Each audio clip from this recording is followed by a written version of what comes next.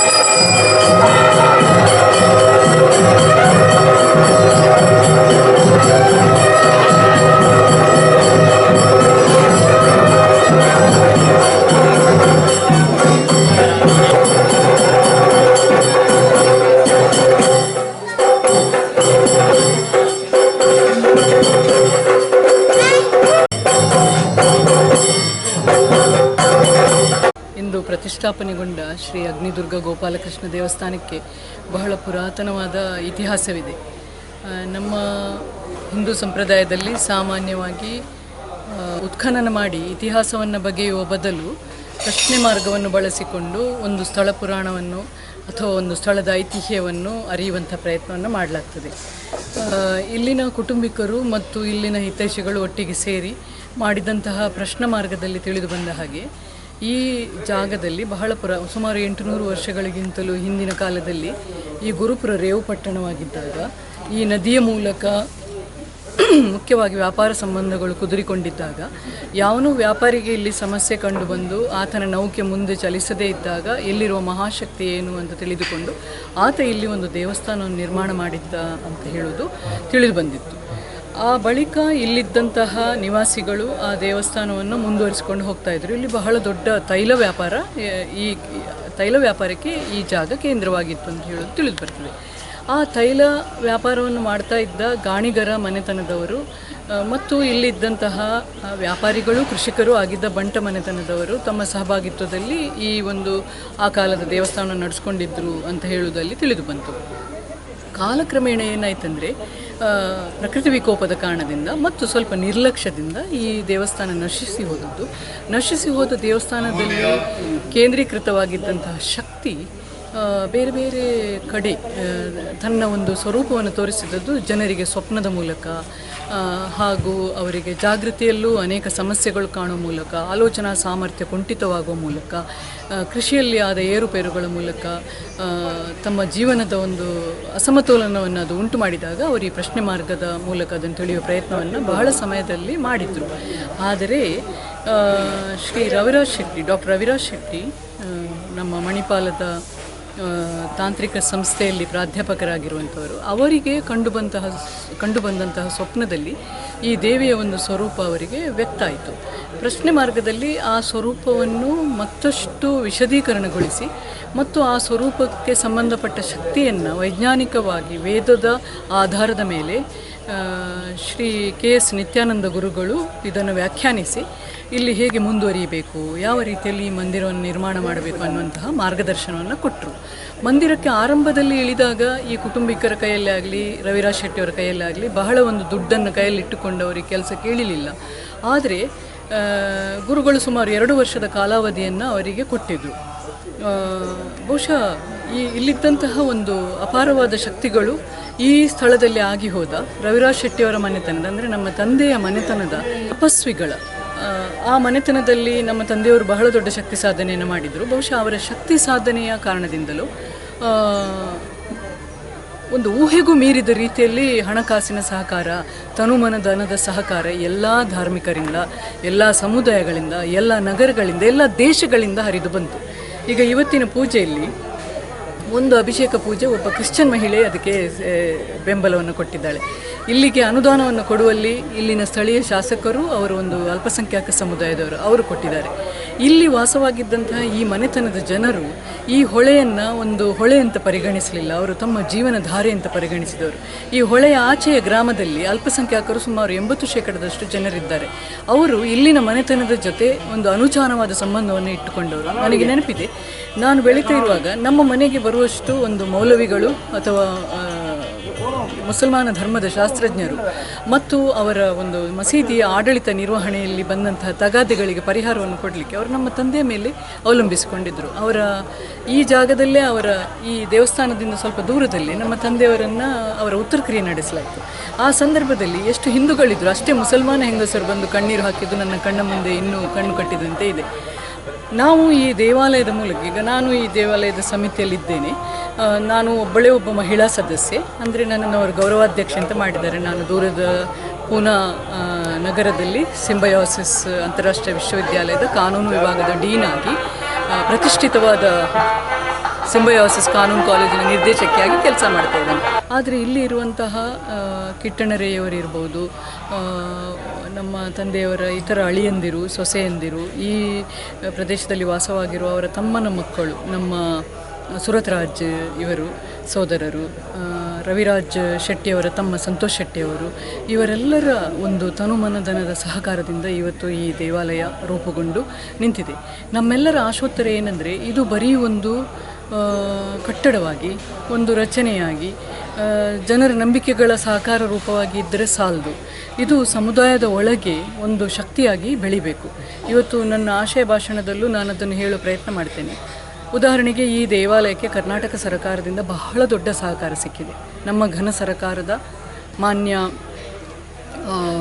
ವಿಧಾನಸಭಾ ಸದಸ್ಯೆಯಾದ ಶ್ರೀಮತಿ ವಿಧಾನ ಪರಿಷತ್ ಸದಸ್ಯೆಯಾದ ಮತ್ತು ಕನ್ನಡದ ಹೆಸರಾಂತ ನಟಿ ಶ್ರೀಮತಿ ಜಯಮಾಲ ಅವರು ಬಹಳ ದೊಡ್ಡ ಆರ್ಥಿಕ ಸಹಾಯವನ್ನು ಈ ದೇವಸ್ಥಾನಕ್ಕೆ ತಮ್ಮ ನಿಧಿಯಿಂದ ಕೊಟ್ಟಿರ್ತಾರೆ.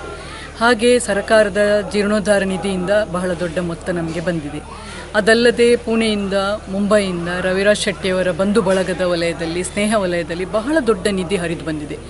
ಅಮೆರಿಕ ದೇಶದಿಂದ ಶ್ರೀಮತಿ ಜಾನೆಟ್ ಅನ್ನುವರು, ಐರ್ಲೆಂಡಿನಿಂದ ಮರ್ಫಿ ಕುಟುಂಬದವರು, ಸ್ಪೇನ್ನಿಂದ ಎಲ್ಲ ಕಡೆಯಿಂದ ಇಲ್ಲಿಗೆ ಸಣ್ಣ ರೂಪದಲ್ಲಿ ದೊಡ್ಡ ರೂಪದಲ್ಲಿ ದಾನ ಸಹಕಾರ ಒದಗಿ ಬಂದಿದೆ. ಅದರರ್ಥ ಈ ಒಂದು ದೇವಾಲಯದಲ್ಲಿ ಕೂತಂತಹ ಈ ತಾಯಿ ಅಗ್ನಿದುರ್ಗೆ ಮತ್ತು ಸೌಂದರ್ಯ ಮೂರ್ತಿಯಾದಂತಹ ಗೋಪಾಲಕೃಷ್ಣ ಅವರು ಇಲ್ಲಿ ನಿಂತುಕೊಂಡು ಈ ಒಂದು ಸಾಕಾರ ರೂಪದ ಮೂಲಕ ಈ ಸಮುದಾಯದ ಒಂದಿಗೆ ನಾವು ಹೇಗೆ ಈ ಸಮುದಾಯವನ್ನು ಕಟ್ಟಬೇಕು, ಪುನರುಜ್ಜೀವನ ಮಾಡಬೇಕು ಅನ್ನೋ ಸಂದೇಶವನ್ನು ಕೊಟ್ಟ ಹಾಗೆ ನಮಗೆ ಕಾಣ್ತದೆ. ಬಹುಶಃ ನಮ್ಮ ಗ್ರಾಮದ ಅಭಿವೃದ್ಧಿ, ನಮ್ಮ ದೇಶದ ಅಭಿವೃದ್ಧಿ, ಈ ಸಮುದಾಯದ ಒಂದುಗೂಡಿಸುವಿಕೆ ಈ ನದಿ ತಟದಿಂದಲೇ ಆರಂಭವಾಗಬೇಕು ಅನ್ನುವ ಸಂಕಲ್ಪ ಆ ತಾಯಿಗೆ ಇರುವ ಹಾಗೆ ನಮಗೆ ಕಾಣ್ತದೆ. ಮನುಷ್ಯನ ನಾಗರಿಕತೆಯ ಒಂದು ವಿಕಾಸದಲ್ಲಿ ನೀರಿಗೂ ಅಗ್ನಿಗೂ ಬಹಳ ಪ್ರಧಾನವಾದ ಒಂದು ಪಾತ್ರವಿದೆ. ನಾವು ಯಾವುದೇ ನಾಗರಿಕತೆಯನ್ನು ತೆಗೆದುಕೊಂಡ್ರೆ, ಸಿಂಧೂ ದೇಶದ ನಾಗರಿಕತೆ, ಸಿಂಧೂ ಕಣಿವೆ ನಾಗರಿಕತೆ ಅಂತ ಹೇಳ್ತೇವೆ, ಮೆಸೊಪೊಟೋಮಿಯಾ ನದಿ ದಡದ ನದಿ ದಡದ ನಾಗರಿಕತೆ ಅಂತ ಹೇಳ್ತೇವೆ. ಯಾವುದೇ ನಾಗರಿಕತೆ ಹುಟ್ಟಿದ್ದು ನದಿ ತಟದಲ್ಲಿ. ಅದೇ ರೀತಿ ಮನುಷ್ಯನನ್ನು ನೀವು ಕಾಡು ಮನುಷ್ಯನಿಂದ ನಗರ ಮನುಷ್ಯ ಅಥವಾ ನಾಗರಿಕ ಮನುಷ್ಯ ಅಂತ ಹೇಳುವುದನ್ನು ನಾವು ಗುರುತಿಸುವುದು ಬೆಂಕಿಯ ಉಪಯೋಗದಿಂದ. ಈ ಪಂಚಭೂತಗಳಲ್ಲಿ ಮುಖ್ಯವಾದ ನೀರು ಮತ್ತು ಅಗ್ನಿ ಎರಡೂ ಕೂಡ ಈ ಸಾನ್ನಿಧ್ಯದಲ್ಲಿ ಆಗರವಾಗಿ ಕಾಣುವಂತೆ, ಒಂದು ನಾಮರೂಪವಾಗಿ ಇನ್ನೊಂದು ಸದೃಶ ರೂಪವಾಗಿ ಜೀವನದಿಯಾಗಿ ಹರಿಯುವ ಫಲ್ಗುಣಿಯ ನದಿಯಲ್ಲಿ ಕಾಣುವುದರಿಂದಾಗಿ ಈ ಸ್ಥಳಕ್ಕೆ, ಈ ಕ್ಷೇತ್ರಕ್ಕೆ ಬಹಳ ಪ್ರಾಮುಖ್ಯತೆ ಬರ್ತದೆ.